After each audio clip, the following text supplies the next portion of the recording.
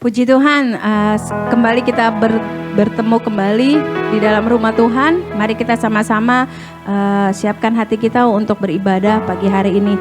Tuhan, terima kasih untuk kesempatan yang indah di mana Engkau kembali mengizinkan kami beribadah bersama-sama Tuhan Yesus. Kami percaya Engkau hadir di tempat ini, bahkan di rumah-rumah. Engkau mengurapi setiap kami.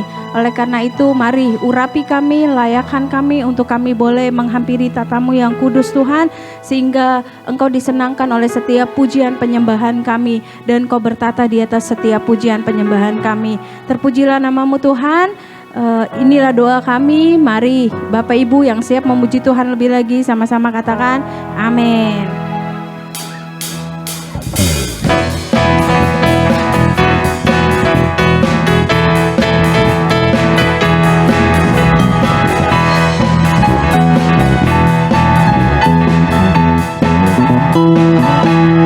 Apa yang tak pernah dilihat mata, yang tak pernah didengar telinga, yang tak pernah timbul di dalam hati, semua disediakannya bagi yang mengasihi Dia. Apa yang tak pernah dilihat mata, yang tak pernah didengar telinga, yang tak pernah timbul di dalam hati, semua disediakannya bagi yang mengasihi. Dengan iman Bapak Ibu katakan, Allah sanggup melakukan segala perkara, dulu, sekarang, dan selamanya. Kuasanya tidak berubah.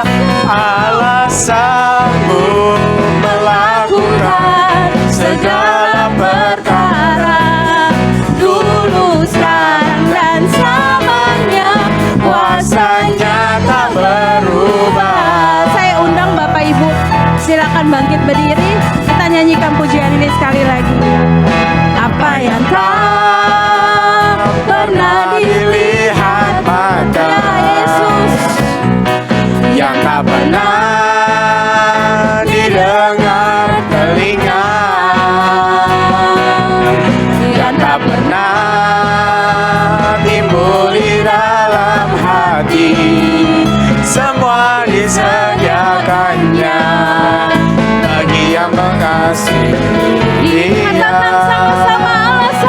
Allah sanggup melakukan segala perkara, dulu, sekarang, dan selamanya.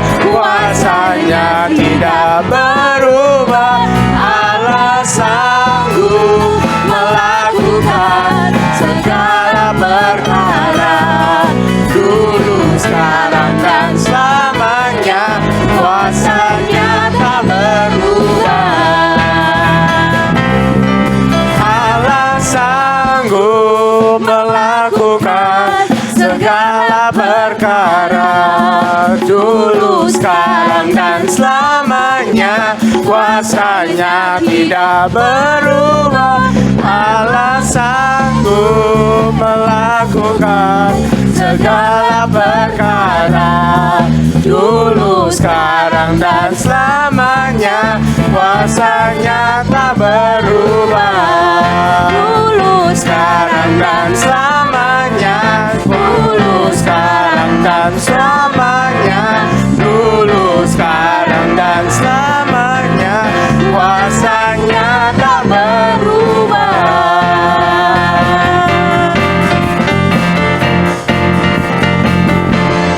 Allah sanggup. Haleluya. Kita beri kemuliaan buat Tuhan. Haleluya. Tetap bangkit berdiri Bapak Ibu. Mari kita siapkan hati kita lebih lagi. Kita angkat pujian, Kau hiasi kehidupan kami ya Tuhan.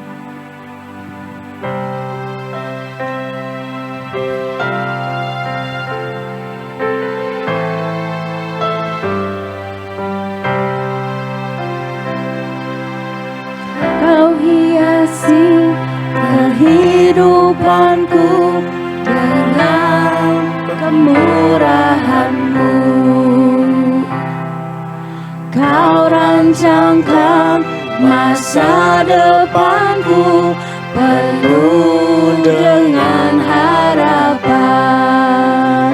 Aku ada saat ini, semuanya karena kasih-Mu.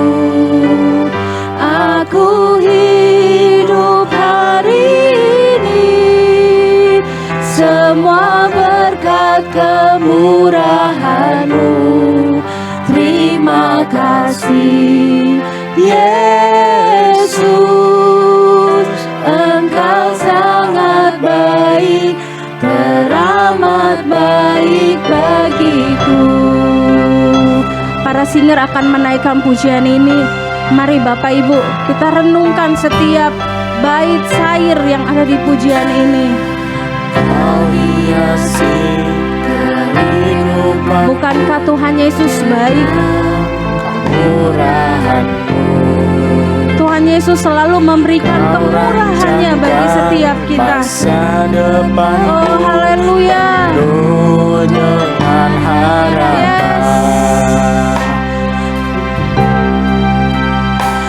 Aku ada saat ini, Terima kasih ya Yesus. semuanya karena kasih-Mu. Terima kasih. Aku hidup hari ini, semua berkat kemurahan. Yes, semua karena kasih-Mu Terima Tuhan. kasih Semua karena berkat kemurahan-Mu. Yesus, Engkau sangat baik, teramat baik bagiku. Saat ini Sama-sama katakan semuanya karena kasih-Mu. Aku hidup hari ini, semua berkat kemurahan-Mu. Terima kasih Yesus, Engkau sangat baik, teramat aku ada saat ini. Yes, Yesus. Semuanya karena Terima kasih kasih-Mu. ya Tuhan. Aku hidup hari ini, semua berkat kemurahan-Mu. Terima kasih Yesus, Engkau sangat baik, teramat baik bagiku. Yesus, Engkau sangat baik, teramat baik bagiku. Engkau baik. 2 Tawarik 7 ayat 13 sampai 14. Bila mana aku menutup langit sehingga tidak ada hujan, Yesus. dan bila mana aku menyuruh belalang memakan habis hasil bumi, dan bila mana aku melepaskan penyakit sambar di antara umatku, dan umatku yang atasnya namaku disebut merendahkan diri, berdoa dan mencari wajahku, lalu berbalik dari jalan-jalannya yang jahat, maka aku akan mendengar dari sorga dan mengampuni dosa mereka, serta memulihkan negeri mereka. Mari kita ambil waktu sejenak Bapak Ibu. Kita berdoa bagi bangsa kita. Kita berdoa bagi kota kita. Oh syarabaya rabaya rabaya rabaya rabaya. Engkau tunjukkan kebaikan-Mu bagi kami Tuhan. Engkau pun juga akan menunjukkan kebaikan-Mu bagi kota kami. Bahkan Engkau juga akan menunjukkan kebaikan-Mu bagi negeri kami Tuhan. Pagi ini kami merendahkan diri kami Tuhan. Kami mau berdoa buat bangsa kami Tuhan. Kami mau berseru Tuhan kepadamu. Ampuni bangsa kami ini Tuhan. Ampuni bangsa Indonesia ini Tuhan. Kami memohon belas kasihan-Mu Tuhan. Mari tunjukkan Tuhan, tunjukkan kasih setia-Mu atas setiap kami, terlebih bagi bangsa kami ya Yesus. Terima kasih Yesus. Terima kasih, terima kasih, terima kasih, terima kasih ya Yesus. Haleluya, haleluya. Thank you Lord Jesus. Kau tunjukkan kasih setiamu, Kau menyediakan yang ku perlu. Kau setia, Kau mulia, dulu, sekarang, dan selamanya. Kau tunjukkan kasih setiamu, Kau menyediakan yang ku perlu. Kau setia, Kau mulia, Bapa, Kau setia. Mari kita angkat pujian ini dari awal. Engkau Allah kami yang setia ya Tuhan. Bapa, Kau setia, Bapa, Kau mulia, tenanglah jiwaku, tenanglah selamanya. Ya, kami aman bersamamu. Lebih dari harta, Kaulah segalanya. Tenanglah jiwaku dalam hadirat-Mu. Yesus, Kau tunjukkan kasih setiamu, Kau menyediakan yang ku perlu. Kau setia, Kau mulia, dulu, sekarang, dan selamanya. Kau tunjukkan kasih setiamu, Kau menyediakan yang ku perlu. Kau setia, Kau mulia, Bapa, Kau setia. Biarkan musik menaikkan pujian ini. Mari sembah Tuhan. Engkau yang menunjukkan kasih setiamu bagi kami ya Tuhan. Engkau yang menunjukkan kebaikan-Mu bagi setiap kami Tuhan. Oh haleluya, haleluya. Engkau mulia, Yesus. Engkau yang mulia, Kau tunjukkan kasih setiamu, Kau menyediakan yang ku perlu. Kau setia, Kau mulia, Bapa, Kau setia. Kau tunjukkan kasih setiamu, Kau menyediakan yang ku perlu. Kau setia, Kau mulia, dulu, sekarang, dan selamanya. Kau tunjukkan kasih setiamu, Kau menyediakan yang ku perlu.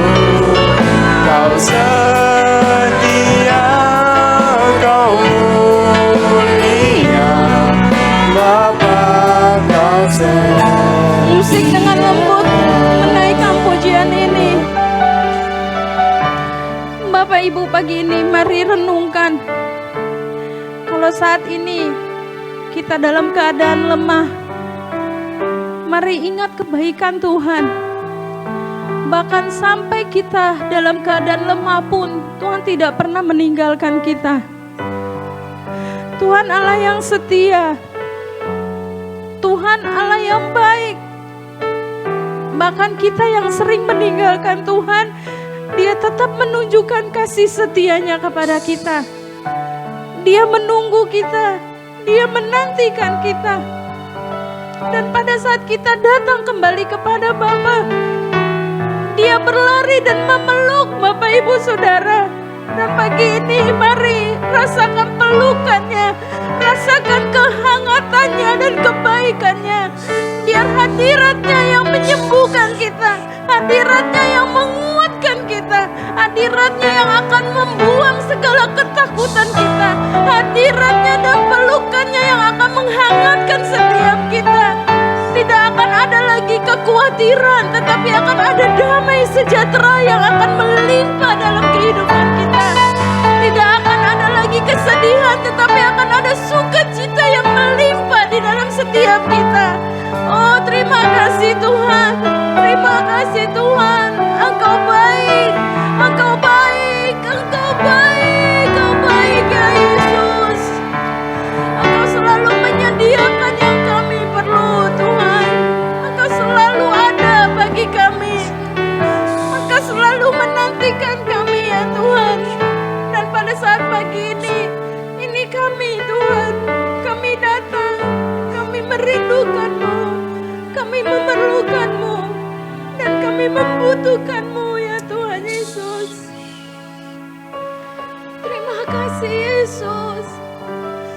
Terima kasih. Terima kasih.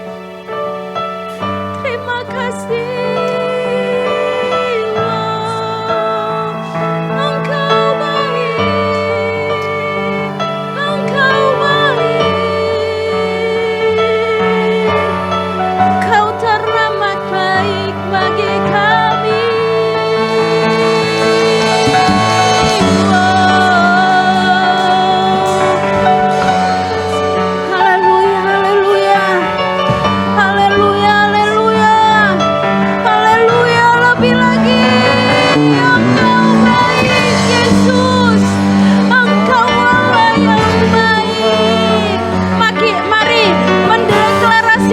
Deklarasikan, keluar dari mulut kita, katakan, yang sakit katakan kami sembuh ya Yesus, yang lemah katakan kami kuat ya Tuhan, yang berbeban berat katakan kami lepaskan Tuhan Yesus, kami lepaskan beban kami, dan kami menerima kelegaan yang daripada-Mu. Oh haleluya, haleluya.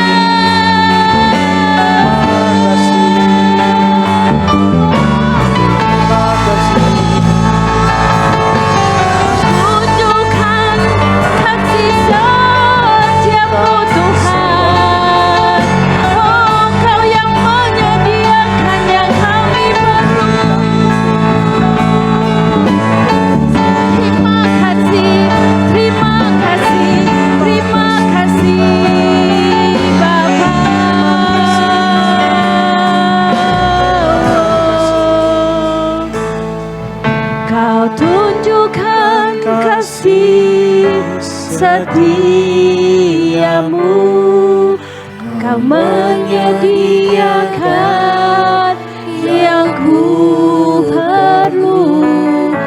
Kau setia, Kau mulia, dulu, sekarang, dan selamanya. Kau tunjukkan kasih setiamu, Kau menyediakan yang ku perlu.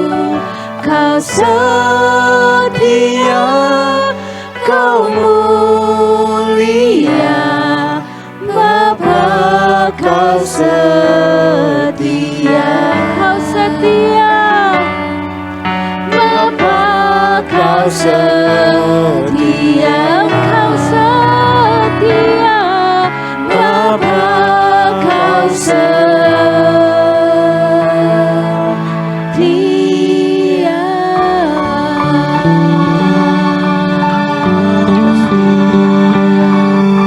Terima kasih ya Yesus. Terima kasih ya Tuhan. Terima kasih ya Tuhan Yesus. Terima kasih untuk kebaikan-Mu. Terima kasih untuk hadirat-Mu yang membawa kami sembuh dari penyakit kami. Terima kasih untuk kekuatan baru. Dan pada saat ini Tuhan, kami siapkan tubuh, jiwa, roh kami, bahkan hati kami untuk Engkau sirami dengan kebenaran firman-Mu Tuhan. Tabur firman-Mu Tuhan menjadi benih yang hidup di dalam setiap hati kami Tuhan. Sehingga kami boleh menangkap benih itu Tuhan. Dan benih itu boleh bertumbuh, berbuah, dan menghasilkan buah yang manis di hadapan-Mu Tuhan. Terpujilah nama-Mu ya Tuhan Yesus.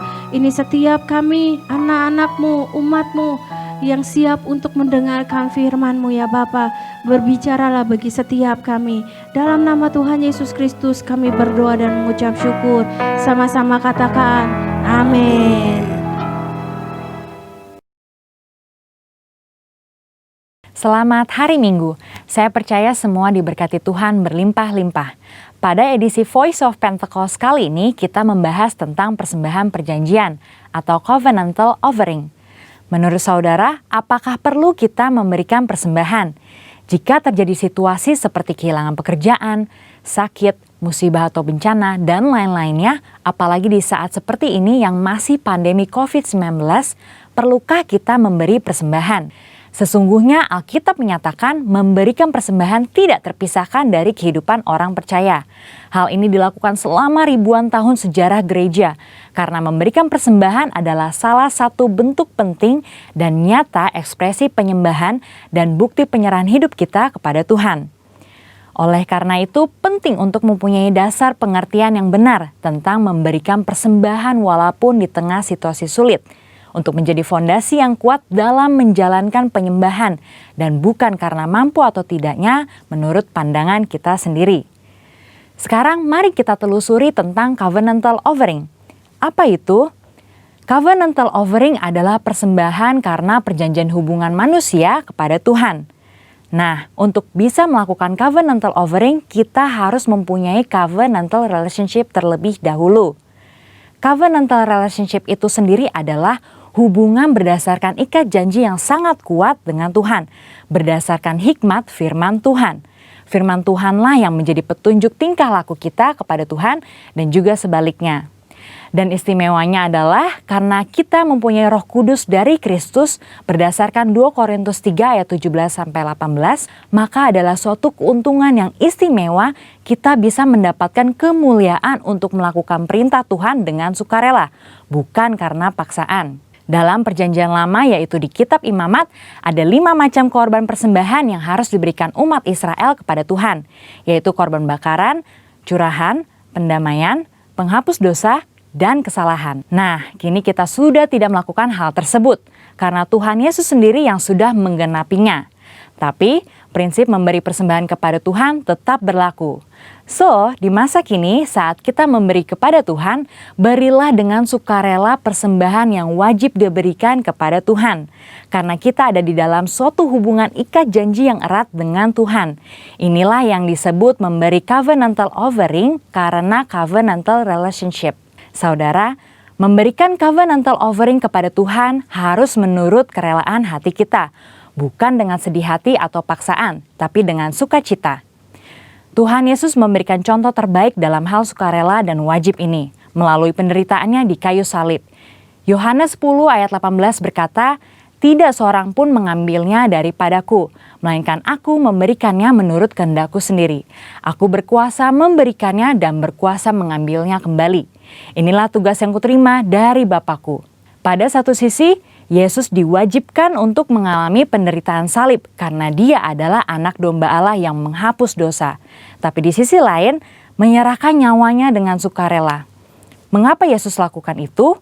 Karena ia setia pada perjanjian covenantalnya untuk mengasihi kita. Tuhan lebih dulu mengasihi dan memberkati sehingga kita sudah selayaknya membalas kepada Tuhan dengan memberi persembahan kepadanya. Pemberian covenantal offering kita lakukan di dalam 1. Persembahan persepuluhan, 2. Persembahan sulung, dan 3. Komitmen untuk mendukung proyek pekerjaan Tuhan sebagaimana tuntunan Roh Kudus. Berarti saat kita melakukan covenantal offering itu mencerminkan bagaimana kita sesungguhnya mengasihi dan menyembah Allah. Memberikan persembahan juga bentuk penyerahan total kehidupan kita kepada Tuhan. Nah, yang paling penting adalah jangan sampai pemberian covenantal offering mengabaikan prinsip dan esensi keadilan, belas kasihan, dan kesetiaan. Kita juga perlu tahu memberi secara horizontal atau horizontal giving adalah memberikan kepada sesama yang membutuhkan dan yang kekurangan. Pemberian ini juga penting loh dalam pandangan Tuhan dan bahkan menjadi tugas kita sebagai jemaat untuk memperhatikan mereka yang berkekurangan. Tetapi jangan lupa, pemberian persembahan covenantal harus dilaksanakan terlebih dahulu. Jadi, dalam situasi susah ini, apa kita tetap perlu memberikan persembahan? Jawabannya ya. Ingat, persembahan merupakan ekspresi penyembahan yang penting kepada Tuhan yang telah memberikan anugerah terbaik. Kita memberi persembahan kepada Tuhan melalui institusi yang Tuhan tetapkan untuk menerima dan mengelolanya, yaitu gereja di mana kita tertanam dan bertumbuh seperti dalam Maleakhi 3 ayat 10. Pertanyaan kedua, apakah memberi persembahan harus ke gereja atau langsung kepada mereka yang membutuhkan? Jawabannya juga ya untuk keduanya. Karena gereja adalah wadah nomor 1 yang Tuhan gunakan untuk menyatakan kepedulian kita dan menyatakan kasih Tuhan kepada dunia dan sesama. Saudara juga boleh memberikan bantuan secara langsung kepada yang membutuhkan sesuai tuntunan Roh Kudus. Perlu diingat, dengan memberi persembahan kepada Tuhan, itu akan melatih iman kita untuk mengandalkan Tuhan senantiasa. Dan memberi akan melatih sikap kita sebagai seorang pengelola, bukan pemilik. Mari kita jaga hubungan dengan Tuhan apapun yang terjadi. Berikan kepada Tuhan persembahan covenantal offering, karena Tuhan sudah lebih dahulu memberkati dan membawa kita masuk dalam covenantal relationship dengannya. Jadi, tunggu apa lagi? Mari kita memberi persembahan dengan sukacita. Kita diberkati untuk menjadi berkat bagi orang lain. Tuhan Yesus memberkati. Amin.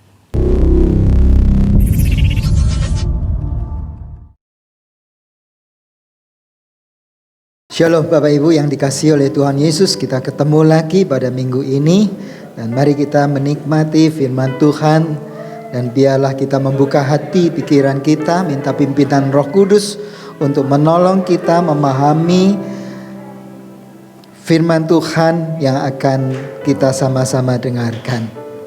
Pagi hari ini saya akan mengajak kepada saudara-saudara semuanya untuk saya sampaikan tentang the clues, benang merah, atau satu petunjuk-petunjuk.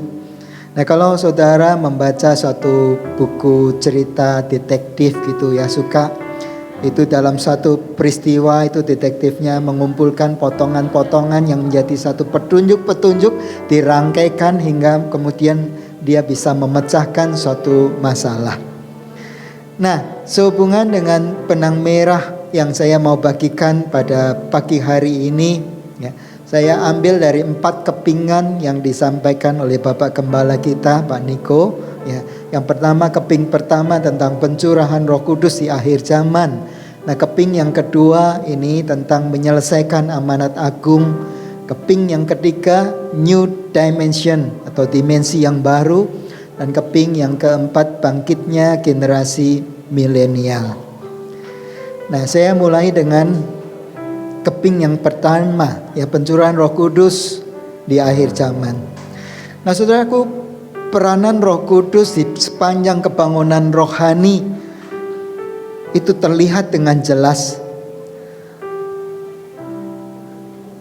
Di dalam gereja mula-mula yang dicatat di dalam Kisah Para Rasul pasal yang kedua, ketika murid-murid mentaati Tuhan Yesus untuk menantikan janji Bapa, mereka bertekun, bersehati, berdoa, dan terus bersama-sama sampai janji Bapa itu dicurahkan pada suatu hari.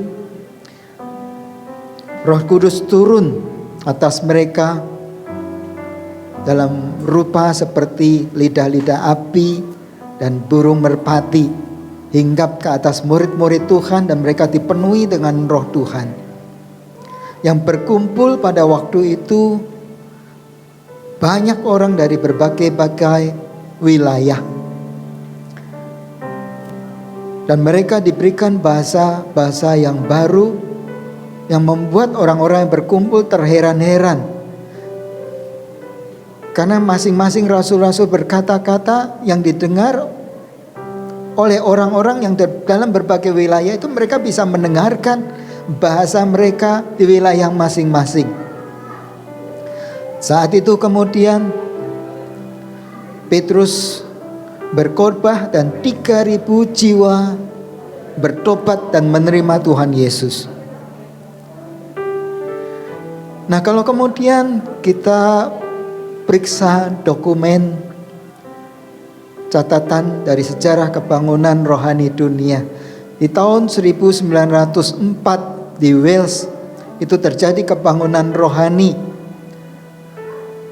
Seorang anak muda, Evan Roberts, pada 25 tahun usianya dia diurapi oleh Tuhan, dipakai oleh Tuhan dan memimpin terjadi suatu kebangunan rohani. Pada waktu itu, pada usianya yang ke-12, ia sudah bekerja di suatu tambang batu bara. Nah, setiap hari ia bekerja 12 jam dalam satu hari.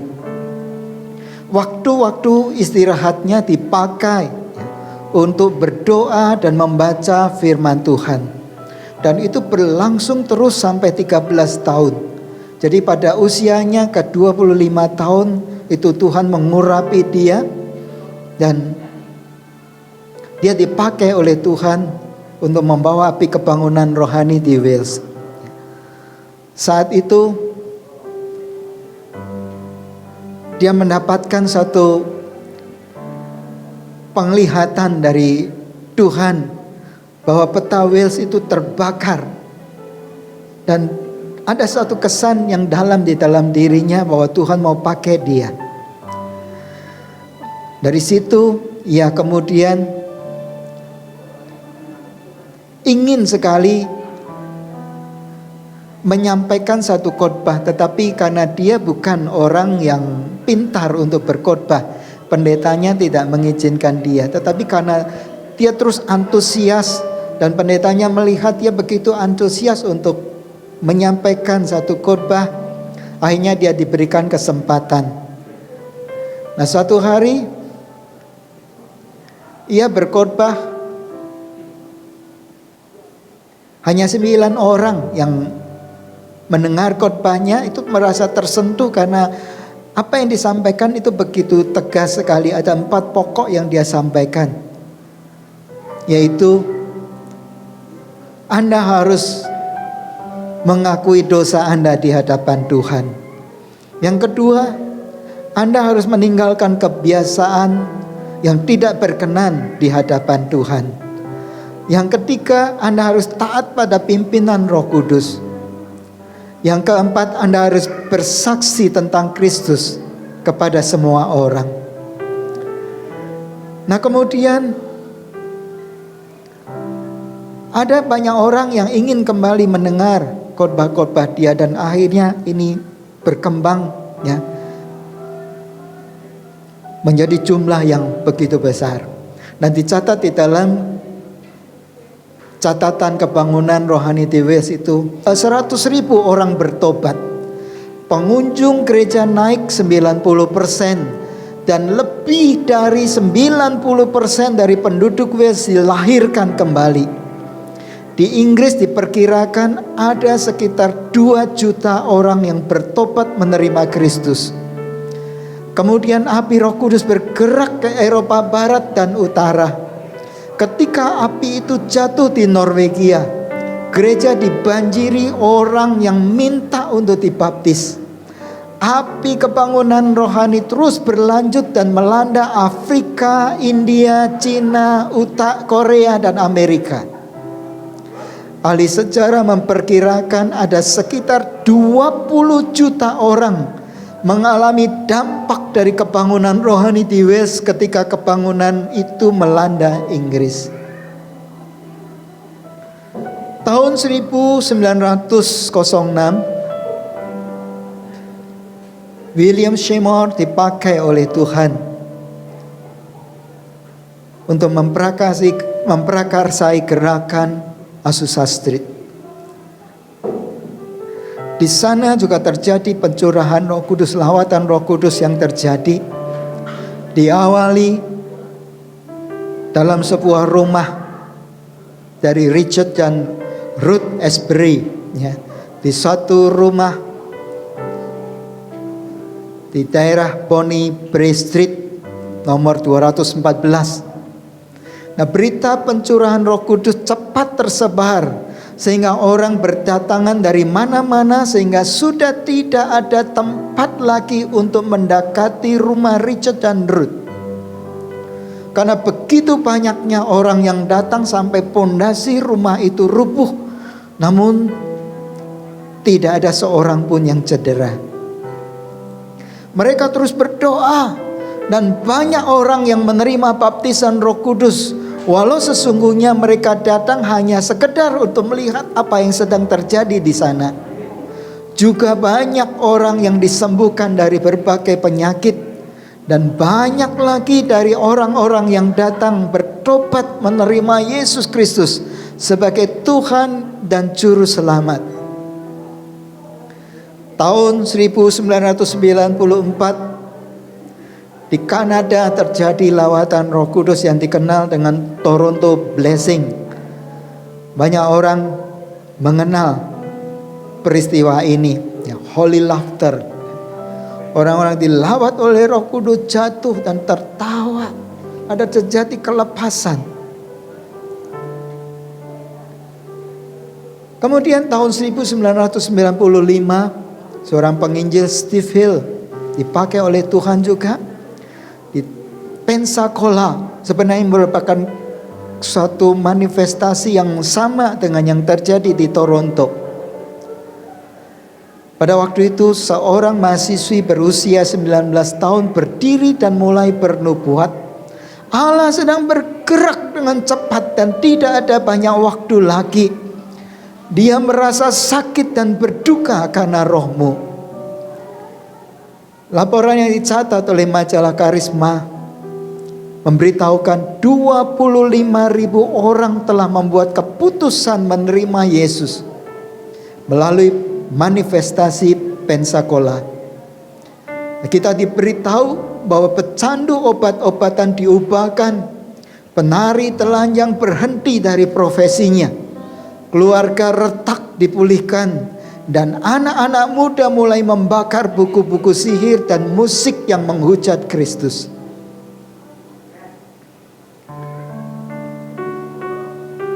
Keping yang kedua, menyelesaikan amanat agung.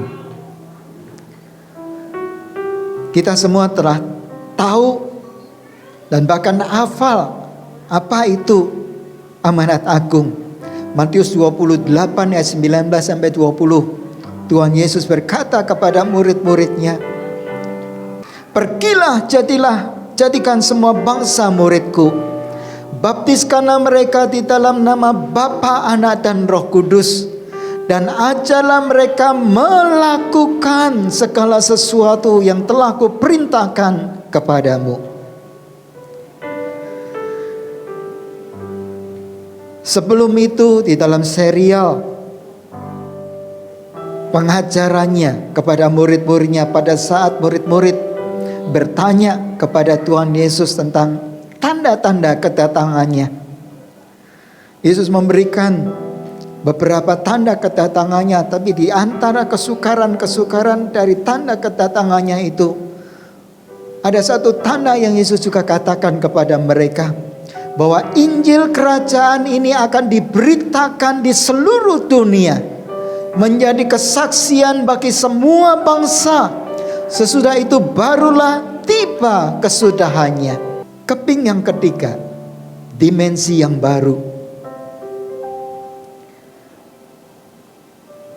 Dimensi berbicara tentang sebuah ukuran, panjang, lebar, dan tinggi. Dimensi yang baru dijelaskan oleh Bapak Gembala kita bahwa ukuran yang diperluas. Nah saudara, pada saat itu mungkin kita tidak terbayangkan ukuran yang diperluas, ukuran yang bagaimana. Tetapi sekarang hari-hari ini kita bisa memahami, ya, kita lebih jelas menangkap gambaran itu. Perhatikan saudara, jangkauan pemberitaan firman Tuhan sekarang ini diperluas.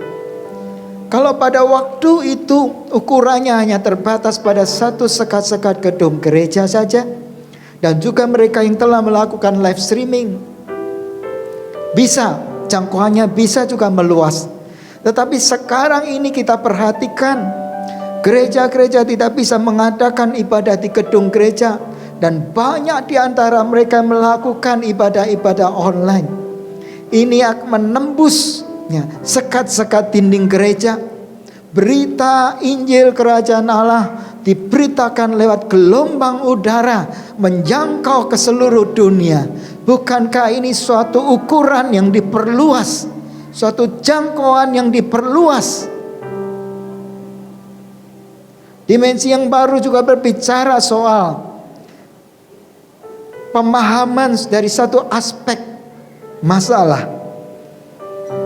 Saya akan terangkan ini dalam uraian yang berikut nanti. Sudah tidak terbayangkan pada saat ini diberitahukan kepada kita. Mungkin saat itu juga tidak seperti apa yang kita bayangkan pada saat kita mendengar suatu kata dimensi yang baru. Tetapi satu hal yang diperlukan saudara, ya, harus senantiasa terjadi penyelarasan pikiran kita, penyelarasan rencana-rencana kita terhadap rencana Tuhan. Kalau kita melihat catatan-catatan di dalam Alkitab, kita melihat bagaimana Paulus, dia juga harus menyelaraskan rencananya. Pada satu kali ketika dia mau masuk ke Bitinia di dalam misi penginjilannya, Roh Kudus mencegah dia. Dan dalam satu penglihatan dia melihat seseorang yang melambai-lambai dan minta untuk datang ke Makedonia. Mari kita membaca Kisah Para Rasul 16 ayat 9 dan 10. Pada malam harinya tampaklah oleh Paulus suatu penglihatan. Ada seorang Makedonia berdiri di situ dan berseru kepadanya, katanya, "Menyeberanglah kemari dan tolonglah kami." Setelah Paulus melihat penglihatan itu, segeralah kami mencari kesempatan untuk berangkat ke Makedonia. Karena dari penglihatan itu kami menarik kesimpulan bahwa Allah telah memanggil kami untuk memberitakan Injil kepada orang-orang di sana. Penyelarasan dengan rencana yang Tuhan kehendaki. Saudara perhatikan, ukuran-ukuran yang baru yang sekarang terjadi ini berskala dunia, berskala global. Karena pandemi COVID-19 bukan hanya melanda satu negara, tetapi melanda negara-negara di seluruh dunia. Mereka semua mengalami dampak dari pandemi COVID-19 ini. Dan tatanan-tatanan yang lama harus diubah untuk dipakai di dalam tatanan-tatanan yang baru. Allah memakai keadaan untuk mengubahkan pola pikir murid-muridnya. saat rasul-rasul dipakai oleh Tuhan di dalam lawatan pada saat Pentakosta itu,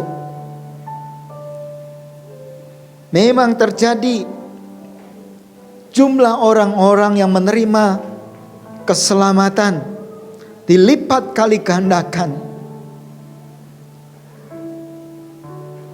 Tetapi di dalam benak para rasul pada waktu itu, keselamatan hanya untuk orang Yahudi saja. Dan setiap orang yang mau menerima keselamatan harus disunat. Tetapi Allah tidak dibatasi dengan pola pikir seperti ini. Dia telah menyiapkan Saulus, seorang penganiaya jemaat. Dalam perjalanannya ke Damsyik, Tuhan melawat dia. Dan Tuhan mengkhususkan dia untuk menjadi rasul bagi bangsa-bangsa yang lain. Sekali lagi perhatikan, apa yang dipikirkan manusia seringkali mengkotak-kotak atau menghambat apa yang menjadi kepentingan Tuhan.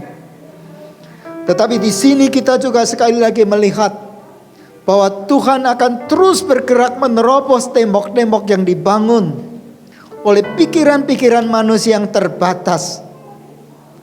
Kepentingannya bahwa Injil kerajaan harus sampai ke bangsa-bangsa, itu masih diinginkan sampai dengan hari-hari ini. Kita juga melihat di dalam kisah para rasul, bagaimana Tuhan memakai aniaya justru untuk menggenapi kepentingan-kepentingannya. Para rasul yang keenakan dengan tuayan-tuayan terjadi di Yerusalem, mereka berpuas diri di sana. Tetapi Tuhan bergerak.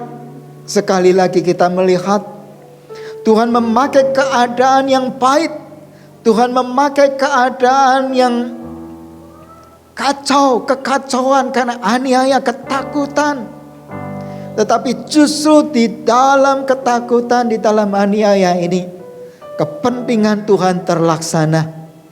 Bahwa Injil bukan hanya diberitakan di Yerusalem, Injil diberitakan di seluruh Yudea, di Samaria, dan bahkan sampai ke ujung-ujung bumi. Ketika oleh aniaya itu murid-murid tersebar, tetapi Roh Kudus terus mengurapi mereka. Diberikan keberanian untuk terus berani memberitakan Injil kerajaan di tempat-tempat di mana Allah memakai aniaya ini untuk menyerahkan murid-murid Tuhan. Saudaraku, pandemi COVID-19 meluluh lantakan segala tatanan dan menciptakan tatanan-tatanan yang baru. Saya ingin mengajak saudara untuk merenungkan sejenak.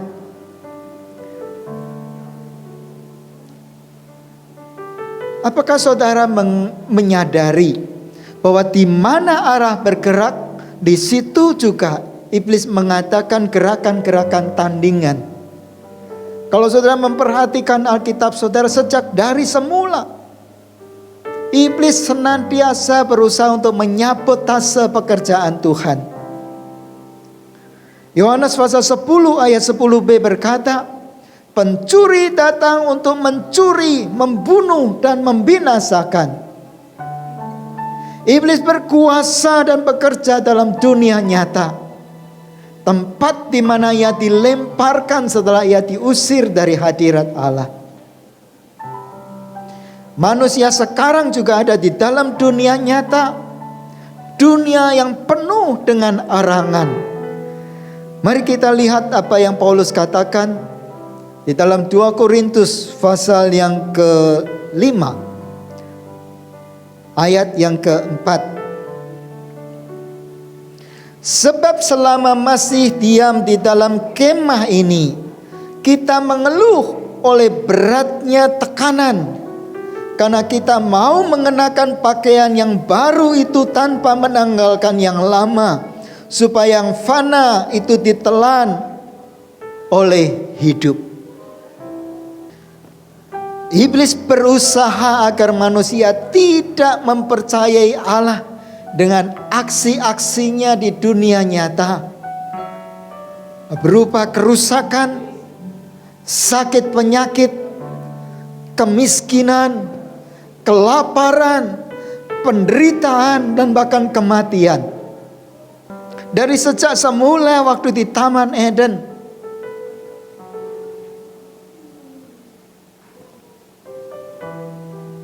dia berusaha supaya manusia tidak mempercayai Tuhan. Saat dia membujuk Hawa, dan bagaimana kita lihat manusia masuk di dalam perangkap itu, sampai dengan sekarang pola yang sama itu terus dikerjakan. Yohanes 10 ayat 10 secara lengkap berkata, pencuri datang untuk mencuri, membunuh, dan membinasakan. Tetapi aku, Yesus, datang untuk memberi hidup yang berkelimpahan. Nah, kita melihat di dalam satu ayat ini ada dua aksi yang bertolak belakang. Yesus senantiasa datang untuk memberikan kelimpahan, tetapi pencuri yaitu iblis datang senantiasa untuk merusak, untuk mencuri, untuk membunuh, dan untuk membinasakan. Dan kita lihat itu adalah tandingan-tandingan yang senantiasa bekerja. Di mana Allah bekerja, di situ iblis bekerja. Ada peperangan yang di dunia lain yang sepenuhnya tidak kita mengerti, tetapi kita bisa mengalami akibatnya. Kalau kita membaca di dalam kitab Ayub, pangkal penyebab, apa yang menjadi sebab kenapa Ayub yang oleh Allah dikatakan seorang yang takut akan Allah, seorang yang saleh, seorang yang jujur, itu mengalami penderitaan yang begitu hebat. Sampai dengan hari di mana Ayub dipulihkan oleh Tuhan, Tuhan tidak pernah memberitahukan kepada Ayub apa sebabnya ia mengalami penderitaan yang begitu hebat. Tetapi kita membaca di dalam Ayub yang pertama, kenapa itu bisa terjadi? Karena ada satu peperangan, yaitu peperangan antara Allah dengan iblis. Ketika Allah berkata, tidakkah engkau lihat hambaku Ayub seorang yang salah, yang takut akan aku? Iblis berkata, terang saja engkau melindungi Ayub begitu rupa. Coba kalau pagar perlindungan itu dibuka, ini saya, ia pasti akan menghujat engkau. Nah, kita lihat saudaraku, Allah senantiasa memberikan kebaikan-kebaikan dari manusia, dan iblis senantiasa berusaha untuk merusaknya. Ini menjadi satu bukti yang sangat jelas apa yang Yesus katakan. Pencuri datang untuk mencuri, membunuh, membinasakan. Tetapi aku datang untuk memberi hidup yang berkelimpahan. Pandemi COVID-19 ini juga menyajikan dua sepak terjang yang berbeda. Ketika manusia diperhadapkan pada fakta yang nyata di depan mata, bagaimana korban-korban berjatuhan, ekonomi menjadi sulit, banyak orang menderita. Tetapi saudara, Allah berkata kepada kita supaya kita tidak terkecoh oleh tipu muslihat iblis ini. yang menyajikan kepada kita di depan mata nampaknya suatu bukti-bukti yang tidak terbantahkan. Tetapi firman Tuhan berkata di dalam 2 Korintus pasal 5 ayat yang ke-7, sebab hidup kami ini adalah hidup karena percaya, bukan karena melihat. Kalau hidup kita karena melihat, saudara, iman kita akan jatuh, iman kita akan runtuh dengan paparan fakta-fakta yang kita lihat. Begitu banyaknya korban yang jatuh, dan begitu banyaknya kesukaran-kesukaran yang sedang kita hadapi hari-hari ini. Tetapi saya mengajak kepada saudara untuk merenungkan, saudaraku, ya. Nah, apa yang dituliskan di dalam kitab Ayub yang pasal yang pertama, ketika percakapan Allah dengan iblis ini memberitahukan kepada kita, Tuhan senantiasa merancangkan yang baik kepada kita. Tetapi sekali lagi saya berkata, iblis senantiasa melakukan gerakan tandingan, yaitu untuk merusaknya. Saudara, ingatlah selalu apa yang Yesus katakan Yohanes 10 ayat 10 ini.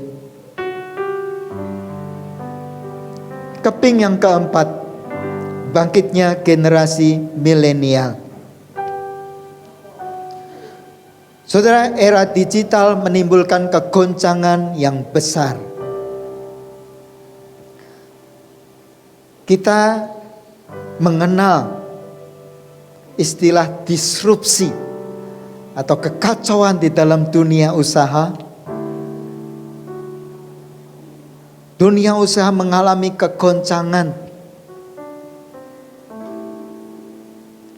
Tetapi hari-hari ini, saudaraku, disrupsi ini ya merambah masuk ke dalam gereja. Ada sebuah buku yang dikarang oleh Bapak Yuswo Hadi, judulnya Millennials Kill Everything. Generasi milenial membunuh segala sesuatu. Di dalam buku itu tuliskan ya, daftar ya, bagaimana usaha-usaha yang tutup karena bangkitnya generasi milenial ini. Nah saudara, apa ini hubungan dengan apa yang Bapak Gembala dapatkan bangkitnya generasi milenial? Saudara, mari kita renungkan. Generasi milenial ini akrab dengan era digital. Mereka gampang sekali beradaptasi dan mereka mudah sekali untuk menguasainya.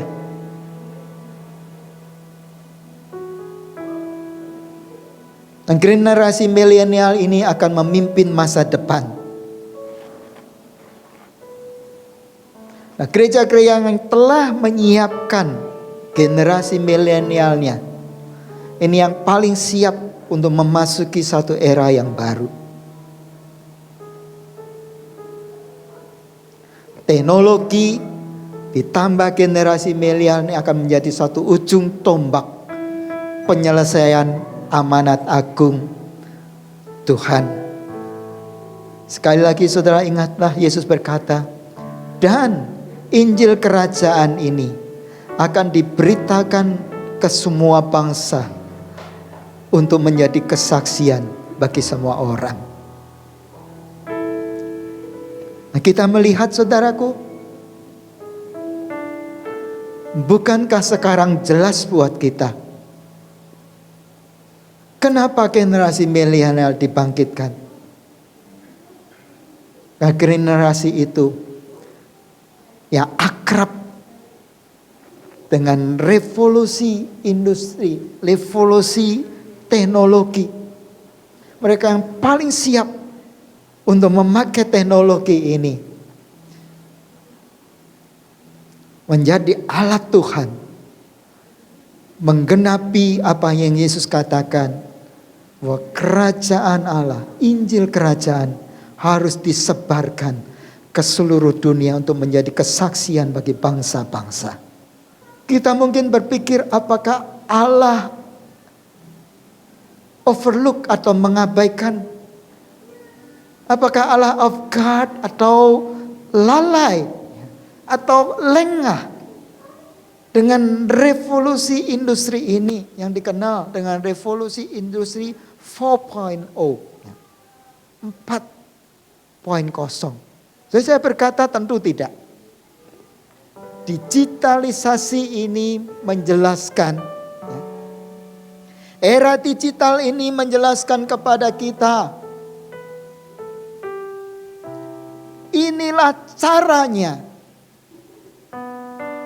bagaimana supaya Injil Kerajaan bisa disebarkan sampai ke bangsa-bangsa, sampai ke seluruh dunia.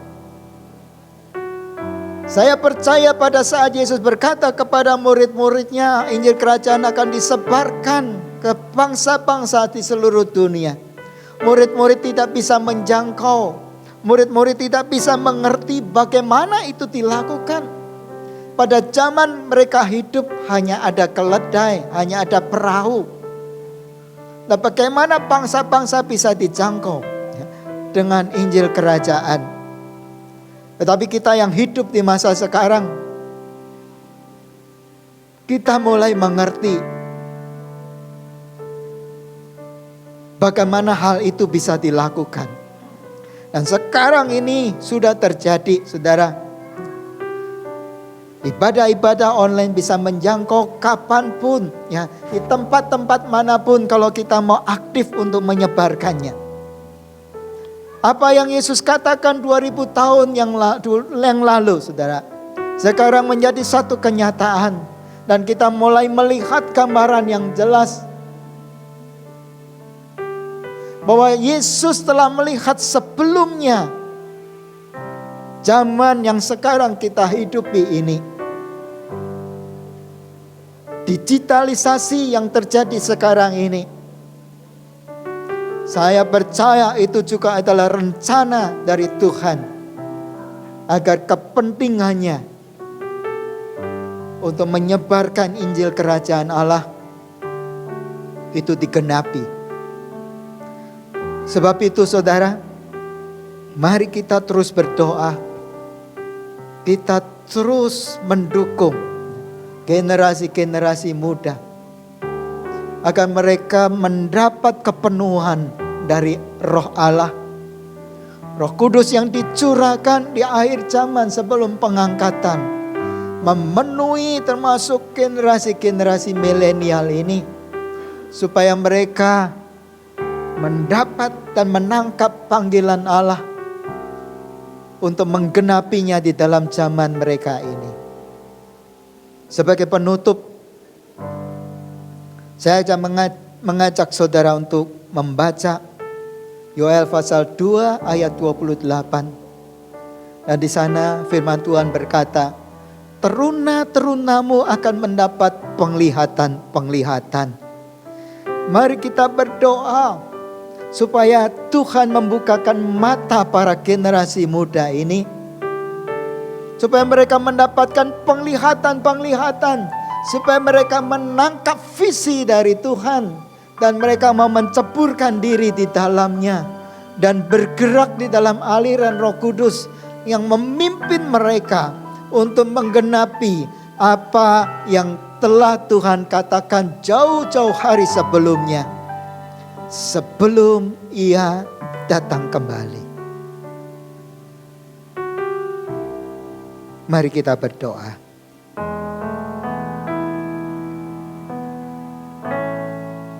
Kami berdoa kepadamu, bersyukur kepadamu ya Tuhan, untuk hari-hari di mana kami hidup, di mana kami boleh melihat apa yang Engkau katakan 2000 tahun yang lalu mulai terjadi dan terus Tuhan banyak dikenapi di dalam zaman di mana kami hidup ini. Kami berdoa, biarlah Roh-Mu yang kudus memenuhi kami semua. Gereja-gereja-Mu dibukakan mata hati rohaninya ya Tuhan. Dan berikan hati yang baru, supaya kami boleh menyerahkan diri kami, menyelaraskan pikiran kami dengan pikiran Tuhan. Dan kami boleh mengalir di dalam aliran Roh Kudus yang membawa kami ke tempat-tempat di mana Tuhan inginkan kami berada. Kami berdoa buat generasi-generasi anak muda ini. Biar apa yang Kau firmankan hari-hari ini, biar mereka melihat penglihatan-penglihatan. Mereka dibukakan visi-visi-Mu ya Tuhan. Dan penuhi mereka dengan satu kerinduan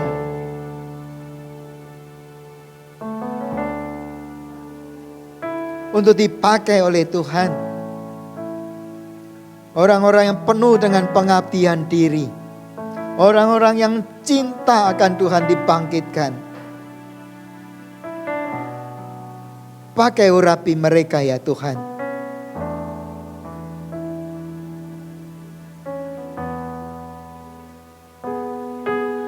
Yang Kau pertajam mereka.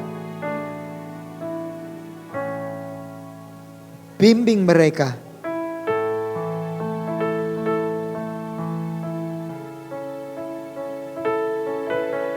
Untuk menggenapi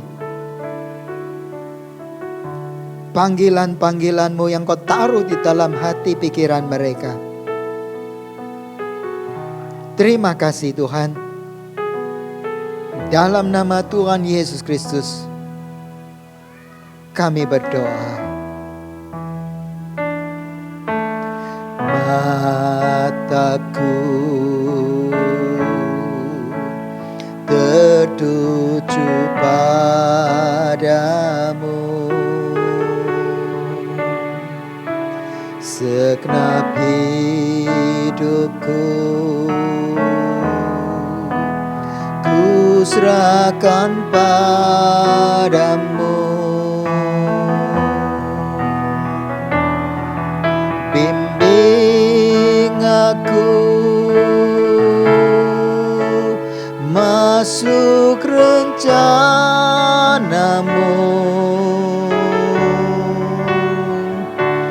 untuk membesarkan kerajaan-Mu.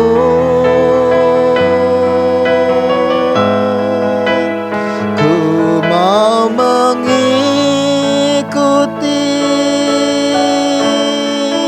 kehendak-Mu ya Bapa. Ku mau selalu menyenangkan hati-Mu.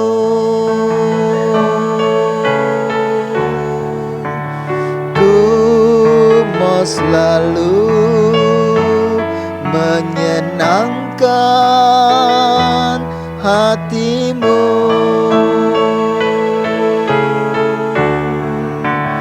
Ku mau selalu menyenangkan hati-Mu.